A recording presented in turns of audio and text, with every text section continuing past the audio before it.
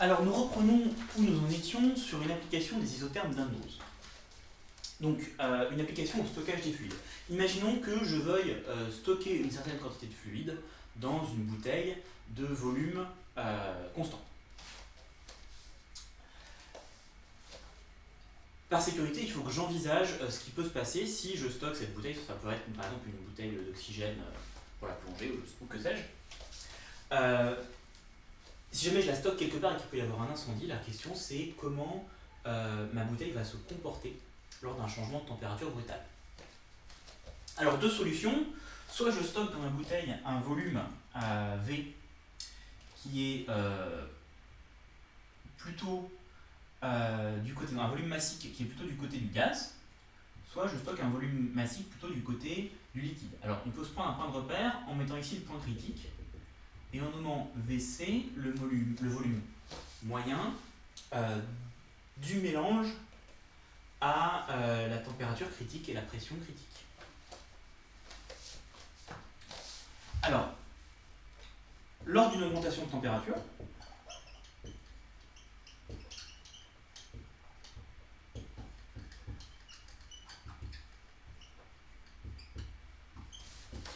à volume fixé, là on est dans une stockage, donc dans une bouteille,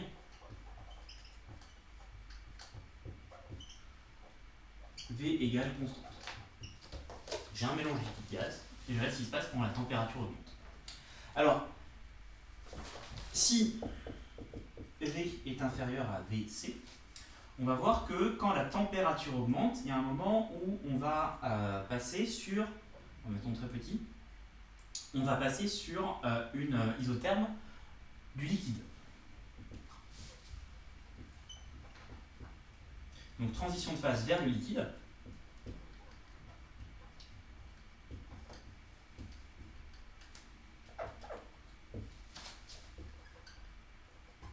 Ça c'est vrai si V est strictement inférieur à VC.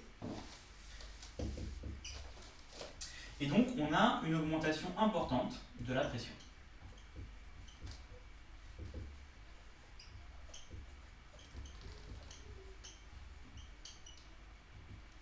Au contraire, si V est supérieur à VC, alors on va avoir une transition de phase vers le gaz.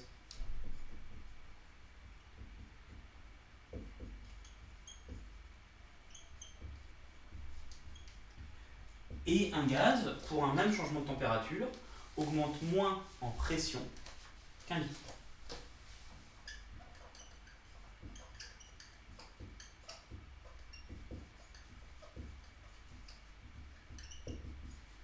Donc une augmentation de pression qui est beaucoup plus raisonnable. Donc par sécurité,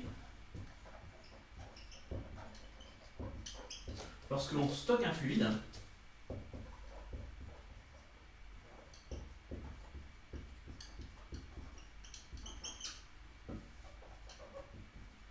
sous la forme L plus G, donc liquide plus gaz, on fait en sorte d'avoir une proportion de gaz assez importante.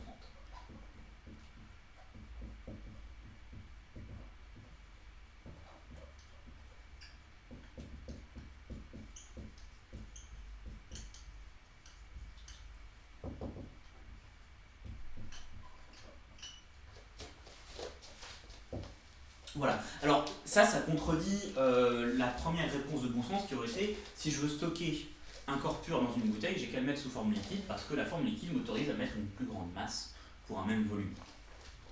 Voilà, donc un petit trade-off.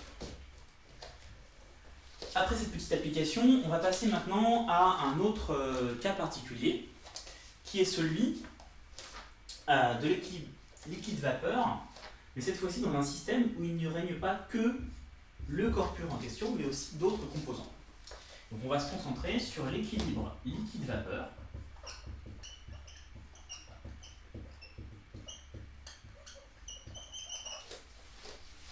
De l'eau, spécialement, en présence d'une atmosphère inerte.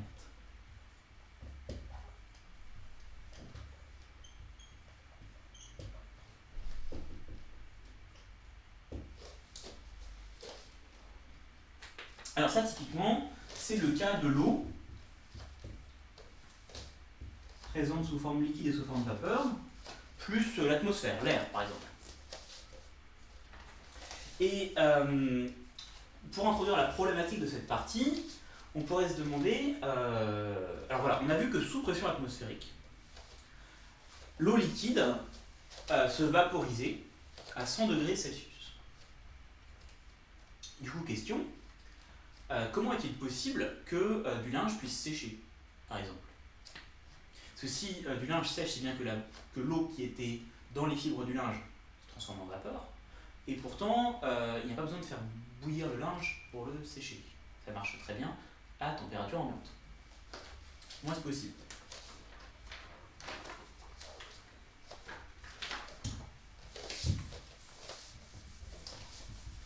Donc, l'explication, évidemment, se trouve dans la présence de cette atmosphère inerte qui va changer la pression du gaz.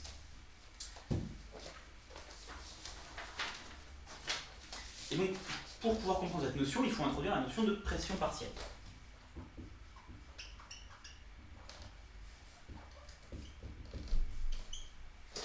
Alors, la pression partielle,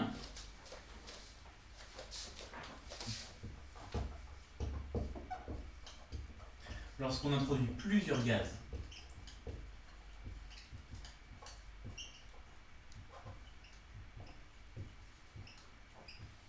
on va les considérer parfaits pour éviter les interactions.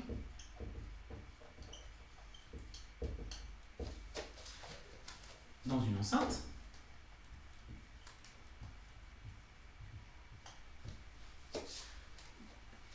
si on réfléchit à la pression cinétique, on se rend compte que la pression totale exercée sur les parois, c'est la somme de tous les chocs, de toutes les molécules, de tous les gaz sur les parois. Et donc, la pression totale, ça va être la somme des pressions dues à chacun des gaz. Ces pressions exercées à chacun des gaz, dans le contexte où il y a plusieurs gaz dans l'enceinte, je vais les appeler des pressions partielles. La pression exercée sur les parois et la somme des pressions partielles.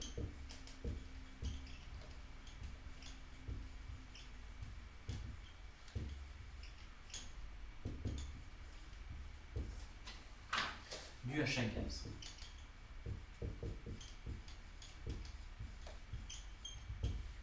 Donc on a la pression totale qui est la somme des PI avec I, l'indice qui désigne les composants, les différents gaz. Donc la pression partielle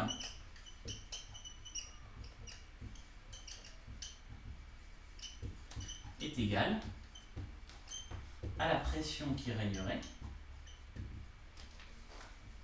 si le gaz I était seul dans l'enceinte. C'est PI est égal à la pression qui régnerait si le gaz I était seul dans l'enceinte.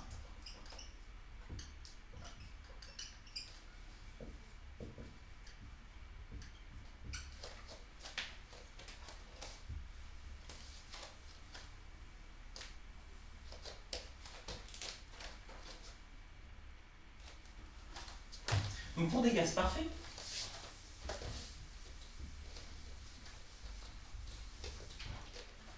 on va avoir P égale somme sur I des NIRT sur V. La température est la même pour tous les gaz puisqu'on est dans le même système à l'équilibre. Le volume est le même pour tous les gaz, on est dans le même ensemble.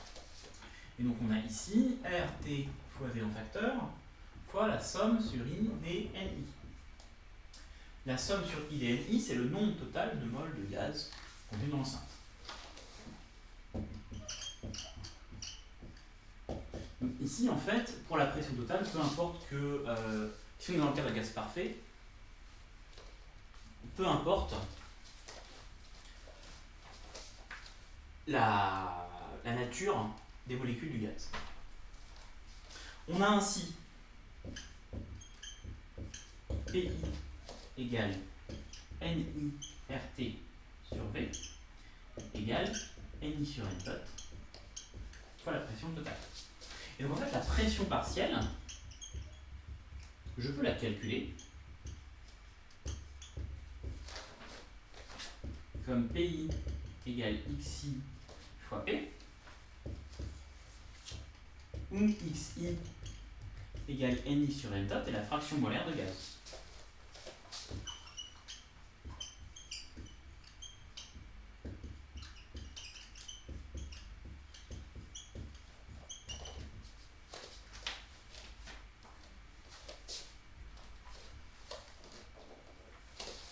Par exemple, si j'ai 1 mol de vapeur d'eau pour 2 mols d'air, j'aurai une pression partielle due à la vapeur d'eau de 1/3 de la pression totale. Voilà pour la pression partielle.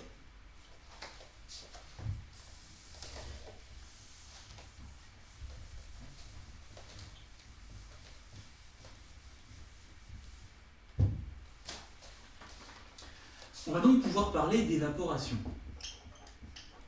par différence avec l'ébullition.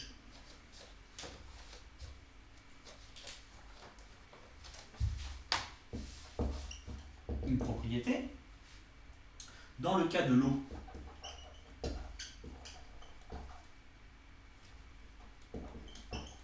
en présence d'une atmosphère inerte,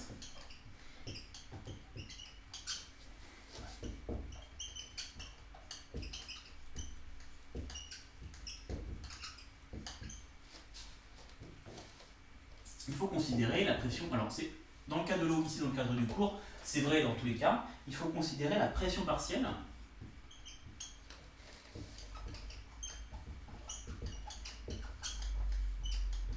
de vapeur d'eau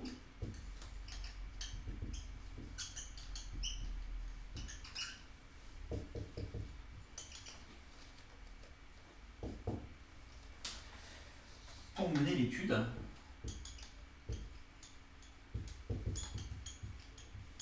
de la transition de phase, du changement d'état.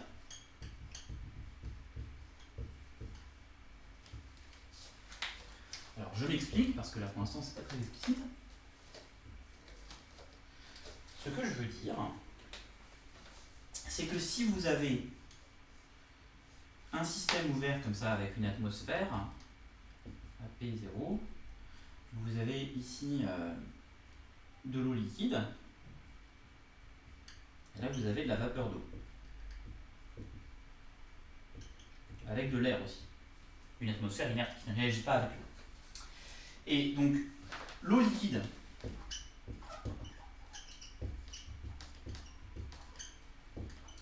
est à la pression totale,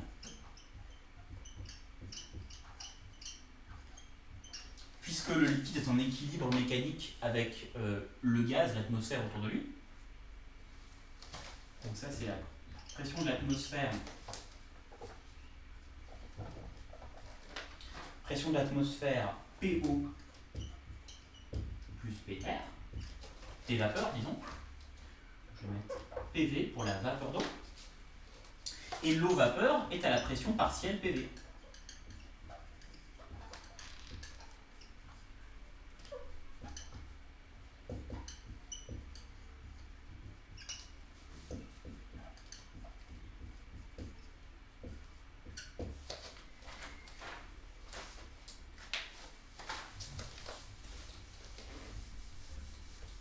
Ceci signifie que dans ce cas précis, l'eau liquide et l'eau vapeur ne sont pas au même endroit dans le diagramme PT, parce qu'il n'y a pas la même pression.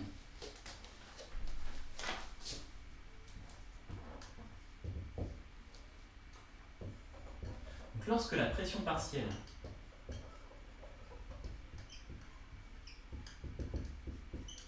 de vapeur dans l'atmosphère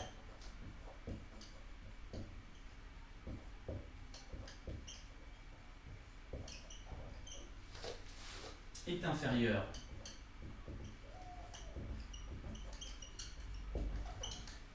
à la pression de vapeur saturante,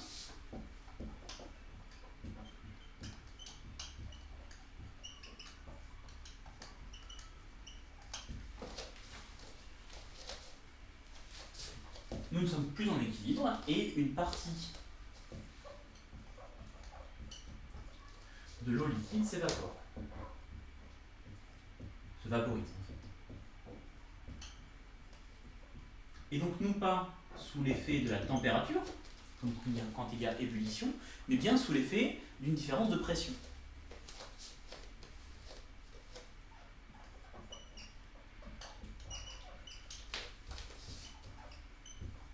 Donc on tend vers un état d'équilibre de corps pur diphasé.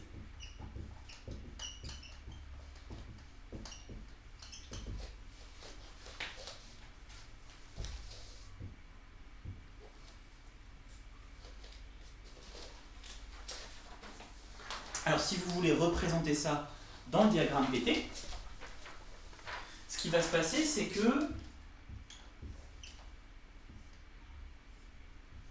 on va avoir par exemple le liquide à la pression ici,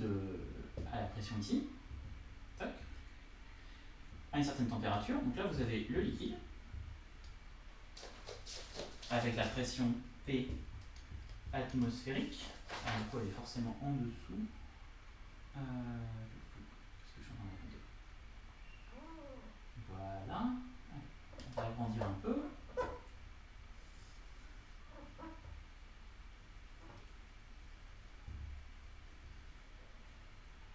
Donc le liquide est ici.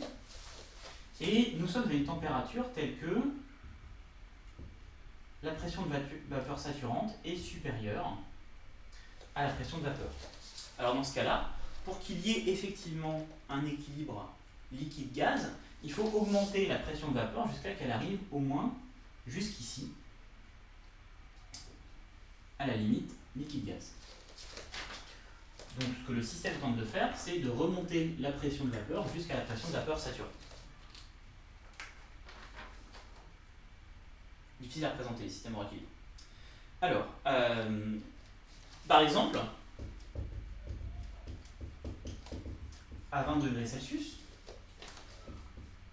la pression de vapeur saturante pour la température de 20 degrés, pardon, pour l'eau, c'est 0,023 bar, c'est assez faible.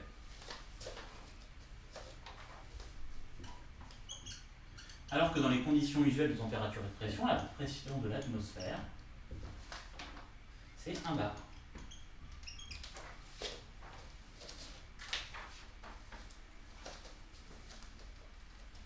Et donc pour qu'il y ait un équilibre liquide-gaz, il faut que la pression de gaz soit égale, la pression partielle de gaz, soit égale à la pression de vapeur saturante.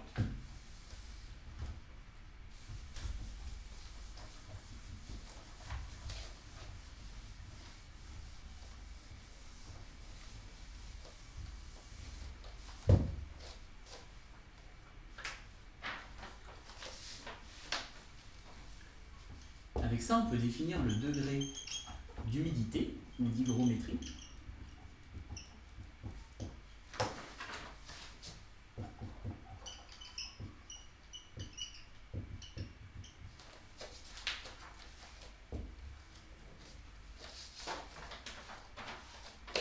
Donc,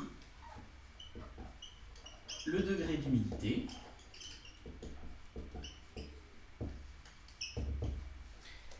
est défini par H égale la pression de vapeur d'eau partielle divisée par la pression de vapeur saturante.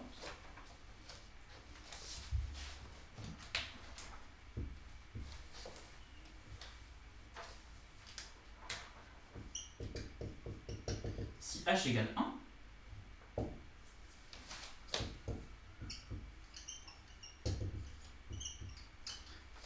l'atmosphère est saturée en vapeur d'eau.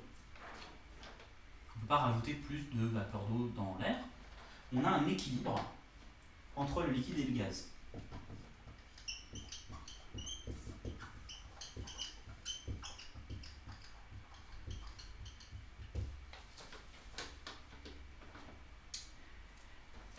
Alors en général, en ordre de grandeur, dans une habitation,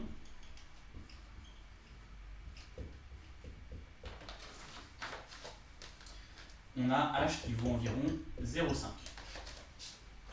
Et donc, il y a évaporation. une partie du liquide va s'évaporer pour augmenter la pression en vapeur d'eau dans l'air. Alors, pour information, moi je suis à 45 degrés d'humidité aujourd'hui. Donc mon linge sèche. Bien. Donc voilà pour ce cours de thermodynamique, il est terminé maintenant. Donc on va consacrer le 2 heures à de questions-réponses en visio à la simulation de ce cours. Je réexpliquerai les parties au tableau s'il y a besoin. Vous pourrez me poser toutes les questions que vous souhaitez. Et vendredi, nous ferons TD en demi-groupe. Donc je vais garder le principe des demi-groupes parce que ça va être utile d'avoir moins de personnes à chaque fois en visio pour pouvoir plus facilement poser des questions. Et on essaiera de faire quelques exercices. Je réfléchis encore aux modalités. Voilà,